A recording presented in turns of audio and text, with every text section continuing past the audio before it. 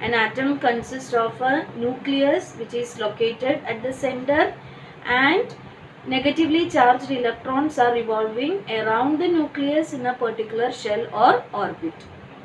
And inside the nucleus you can see two more particles, and these particles are, one is positively charged protons and the other one is chargeless neutrons.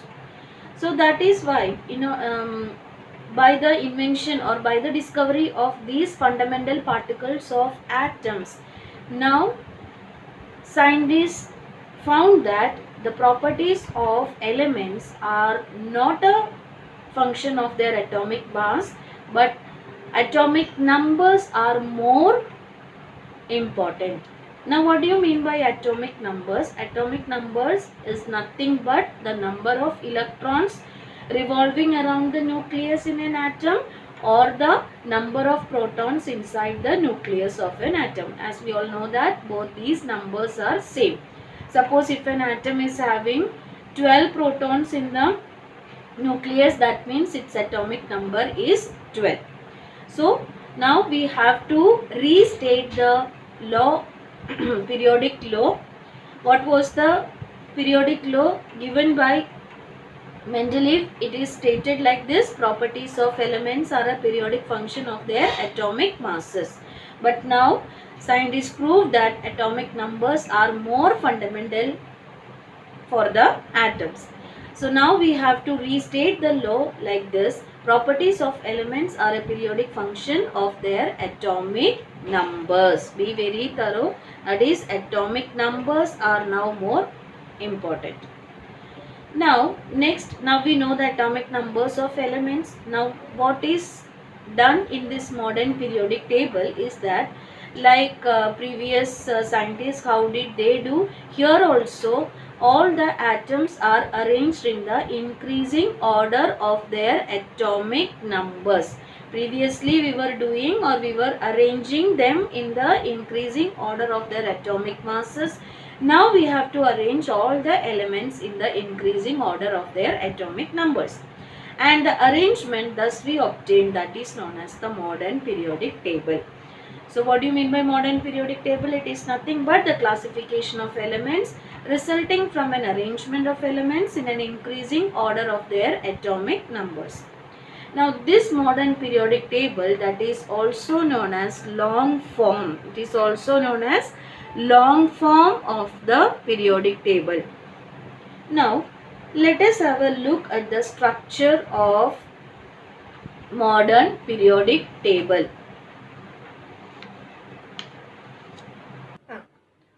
Look at the diagram shown in the video. This is the structure of modern periodic table. Now in the actual periodic table you can see the symbols of different elements, their atomic numbers, their atomic mass numbers, and the name. Everything is shown. But here I didn't take that periodic table. In order to understand the structure, I have taken a simple table. Here you can only see the elements symbol and its atomic number. Okay, now you can see that 1, then 2, 3, 4, 5, 6, 7, 8, 9, 10, 11, 12.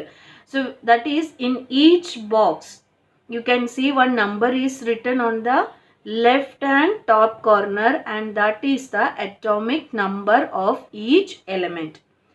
Now as you all can see here, this table is divided into different rows and columns. As we have learned in the Mendeleev periodic table, each vertical column, what it is known as? It is known as groups. And each horizontal row, that is known as a period. That means the modern periodic table also is divided into groups and periods. Let me say again, groups are the vertical columns and periods are the horizontal rows. Look at the diagram again. You can see that how many groups you can see, or how many vertical columns you can see here. You can see 1, 2, 3, 4, 5, 6, 7, 8. Like that way you can see 18 groups or 18 vertical columns you can see, and these 18 vertical columns are known as the 18 groups. Now, how many horizontal rows you can see over here? 1, 2, 3, 4, 5, 6, 7. 7 horizontal rows you can see here. That means here we have in the modern periodic table, how many rows are there? 7 rows. That means 7 periods are there in the modern periodic table. Now you will be having a confusion why this bottom of this periodic table you can see 2 more separate rows. Why I didn't count these 2 as in this period? Actually, these 2 rows are a part of the period 6 and 7. Okay, so these are not separate periods. These are the part of 6th and 7th period. Now, look at the structure again. You can see that the first period, how many elements are there in the first period? We can see in the first period only 2 elements, hydrogen and helium. And in the second period, you can see 1, 2, 3, 4, 5, 6, 7, 8. Similarly, in the third period also, you can see 8 elements. Because since these 3 periods are having very less number of elements, these 3 periods are known as the short periods. Now you can see 4, 5. In these periods, how many elements were there? 4th and 5th period, we can see 18 and 18 elements each. So these two are known as the long periods. And sixth one, you can see sixth one here, sixth one. These row also you have to include in this sixth one. So this is also known as a long period. And the seventh one, this row is also included in this seventh period. This is known as an incomplete period. Actually, these are having only laboratory existence. That is why we are considering the seventh row or the seventh period as an incomplete period. Hope you all have understood. So let me say once again, total 18 vertical columns you can see in this table, and that is why we have 18 groups in modern periodic table. 7 horizontal rows you can see, that means we have 7 periods in the modern periodic table.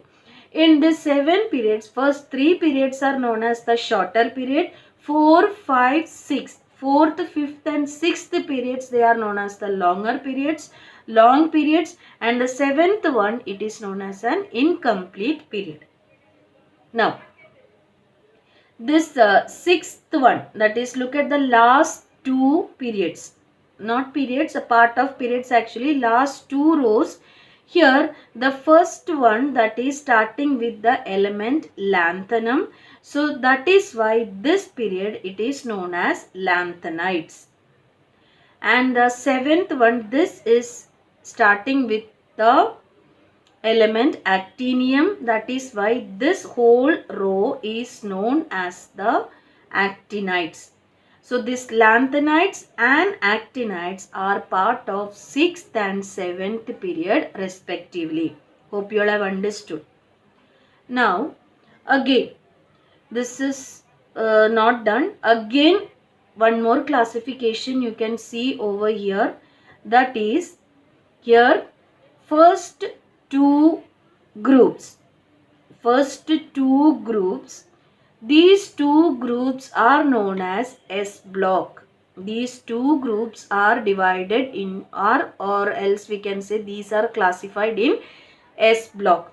The entire periodic table is divided into 4 blocks actually. First is S block, then comes P blocks, then comes D block, and the last one F block. Once more, the entire periodic table is divided into 4 blocks: S block, P block, D block and F block. Okay. Now, the first and the second group, The first and the second group elements are included in the S block. Elements from 13 to 18, from group 18 to group 13 to group 18, they are included in the P block. Now elements from group 3 to group 12, these elements are included in D block.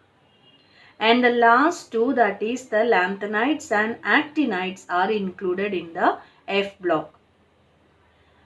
Let me say again, S block elements. What are the S block elements? Group 1 and group 2 elements. P block elements, group 13 to group 18 elements. D block elements, group 3 to group 12.